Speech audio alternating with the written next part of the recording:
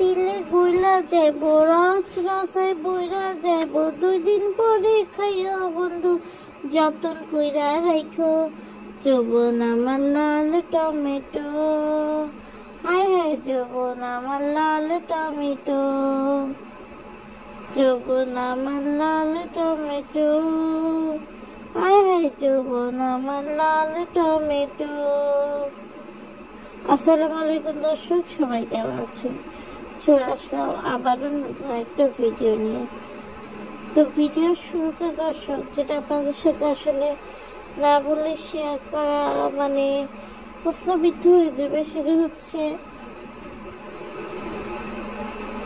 আপনার এই যে এই মিমের কথা।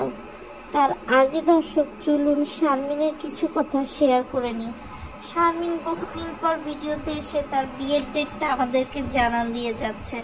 তার সাথে সাথে এই যে সোনিয়া একটা রিমার মতো বোরখা পরে পেটের উপর এতবার সে বেলি এক্সারসাইজ করছে, তা দেখে মনে হচ্ছে যে আসলেই শারমিন প্রেগনেন্ট। তারপরে সে মিমকে আর তার বড় ভাবিকে নিয়ে সে শপিংয়ে যাচ্ছে, যেখানে গিয়ে সে সব কিছু মিমের পছন্দই নিচ্ছে, ভাবির কোনো পছন্দকেই সে স্ট্যান্ড করছে না, এমন একটা অবস্থা। দর্শক সত্যি কথা বলতে কি, এই যে 2 দিন আগে মিম আর বাবু গ্রাম থেকে ঘুরে আসলো, সেটা তো এক ধরনের ছুটি ছিল, কিন্তু এই যে দেখেন দর্শক এখন নতুন করে বাবু কিন্তু মিমকে রেখে আবার চলে গেছে গ্রামে।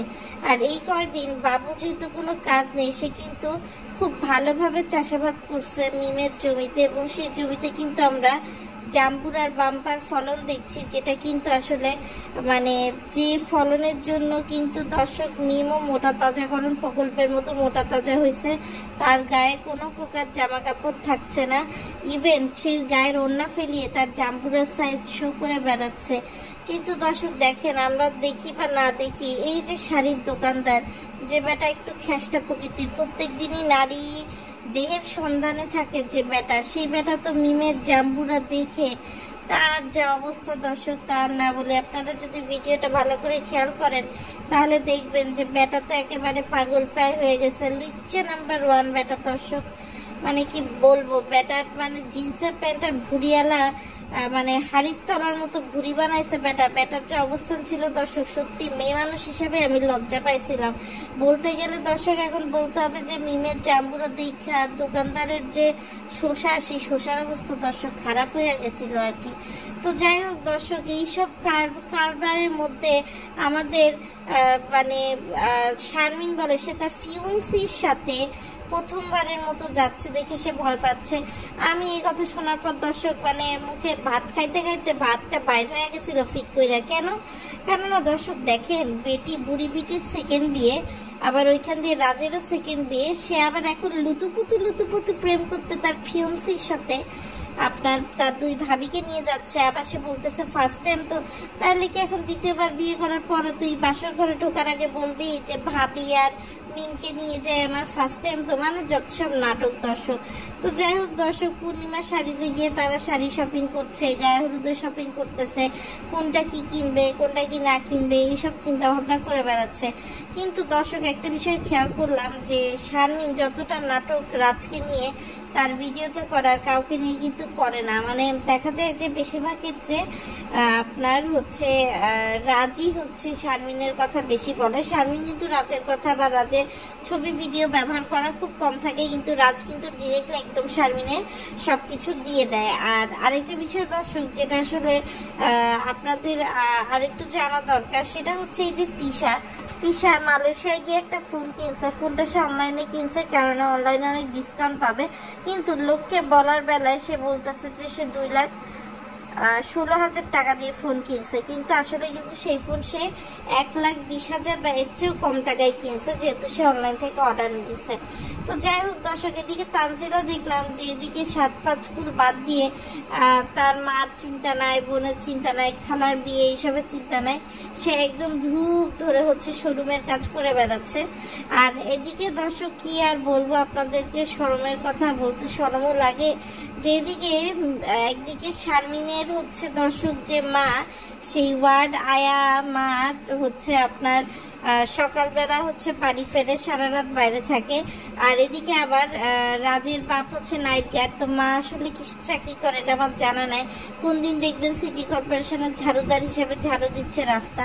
তার বেয়ায় যখন ঢাকা মেডিকেলের মধ্যে বিল্ডিংয়ে ঝাড়ু দিতে পারে, তাহলে এটা আসলে কোনো বড় কঠিন সায়েন্স না। তবে মালয়েশিয়ায় গিয়ে আমি পাপ্পিকে প্রায় ভিডিওতে দেখি না বললেই চলে। এই যে তিশা যে কোনো ধরনের আনবক্সিং বলেন বা অন্য কোনো কিছু বলেন, সব ধরনের কাজে কিন্তু আগে বাপ্পি হচ্ছে সর্বদা সামনে থাকতো, কিন্তু বাপ্পিকে কিন্তু আসলে এখন কোথাও দেখা যায় না। আর এদিকে দর্শক মিম আর বাবু কবে যে প্রেগনেন্ট হয়ে যায় আমার তাই সন্দেহ। কেননা দেখেন, এরা যখন একসাথে প্রেগনেন্ট হওয়া শুরু করে তখন সবাই একযোগে দর্শক প্রেগনেন্ট হতে থাকে। এদিকে দেখেন দর্শক, এই যে আপনার সাবিনার মার কথা দর্শক আর কি বলবো। তো এতদিন পর তার বাড়ি কিন্তু সবাই বেড়াতে গেছে, এবং সেই বাড়িতে যাওয়ার পর সে কিন্তু একবারও বাবু বা মিমকে তার বাড়িতে যখন সে গেছে তখন কিন্তু দর্শক আর আলাদা করে ডাকেনি। সেই যে একবার কোহিনূর অসুস্থ হলো, মিম চলে আসলো মানে সাবিনার বাড়ি নেমেই, ওইটুকু পর্যন্ত। এটার বাইরে কিন্তু দর্শক আসলে আর কোনো কিছু নেই। তো আমার যেটা মনে হয় দর্শক, আমি আমার ভার্ডিক্টটা দিব যে শারমিনের কিন্তু আসলে দর্শক অলরেডি বিয়ে হয়ে গেছে, কাবিন হয়ে গেছে, এবং দুজনের মধ্যে মেলামেশা হয়ে গেছে। তারই ফলশ্রুতিতে কিন্তু শারমিন কিন্তু প্রেগনেন্ট দর্শক, এবং শারমিন কিন্তু বারবার এটা ইশারা ইঙ্গিতে দর্শকদের বোঝাতে চাইছে। এখন দর্শক যদি বোঝে তো ভালো, দর্শক যদি বোঝে তো না বোঝে তো না ভালো। তো আরেকটা বিষয় দর্শক যেটা আসলে একটু ক্লিয়ার করে দিতে চাই, সেটা হচ্ছে দর্শক, এই যে দেখেন বিভিন্ন রকম উল্টাপাল্টা কথা বলে আপনারা যারা আমাদের দর্শক আছেন তাদেরকে উল্টো দিকে নিয়ে যাওয়ার চেষ্টা করা হচ্ছে। সো উল্টো দিকে যায় এমন কোনো খবরে কিন্তু বিশ্বাস করবেন না। আপনি হচ্ছে নিজে যাচাই বাছাই করবেন, তারপরে কিন্তু হচ্ছে বিশ্বাস করবেন। তো যাই হোক, আমাদের রাজ কিন্তু অনেক বড় লোক মানুষ, সে কিন্তু হচ্ছে মানে হচ্ছে আপনার ওই যে গ্রিন রেস্টুরেন্ট আছে না, সেই গ্রিন রেস্টুরেন্টে সবাইকে খাওয়াতে পারে। তো যখন ট্রিট দিচ্ছিল তখন হচ্ছে সে নিয়ে গেছে এই রেস্টুরেন্টে, এবং সেখানে গিয়ে কিন্তু শারমিনী সবার আগে কোন জিনিস কি জিনিস খাবে না খাবে সেটা ডিসাইড করে পেলাচ্ছিল। আর এদিক দিয়ে দর্শক হঠাৎ করে খুকি আর সাবিনা, এদের দুইজনে এত মিল হয়ে গেছে যে এদের মিল মহব্বত দেখে আসল যে মহব্বত সেটাও কিন্তু দর্শক লজ্জা পাবে। তো এই তো দর্শক মোটামুটি এগুলোই আপনাদের সাথে শেয়ার করার ছিল। তবে এই শারমিনের ভণ্ডামি নাটক আমি আর নিতে পারছি না দর্শক। কয়দিন আর বলেন এরকম আলগা করে হচ্ছে দর্শক, মানে পারলে খুলে সব কিছু ডিটেলস বলতে হবে। একটা সামান্য ময়লা ফেলা সেটা কিন্তু চাইলেও হচ্ছে দর্শক তারা করতে পারে, তাই না? তো এইটা তো দর্শক আলাদা করে বলার কিছু নেই, কিন্তু তাদের হচ্ছে A to Z থেকে পাই টু পাই সব কিছুই হচ্ছে বলতে হবে, দেখাতে হবে, শেয়ার করতে হবে। তো রাজ আর শারমিনের বিয়ের পুরোটা সময় জুড়ে চেষ্টা করবো থাকার, নতুন নতুন ভিডিও দেওয়ার। আর আপনারাও আমাকে সাপোর্ট করে দিয়েন, বেশি বেশি করে চ্যানেলটা সাবস্ক্রাইব করে দেবেন। আর ভিডিও যেগুলো ভালো লাগবে লাইক কমেন্ট শেয়ার করবেন। খুব শীঘ্রই নতুন আরেকটা ভিডিও নিয়ে আপনাদের মাঝে ফেরত আসবো। ততক্ষণ পর্যন্ত আল্লাহ হাফেজ।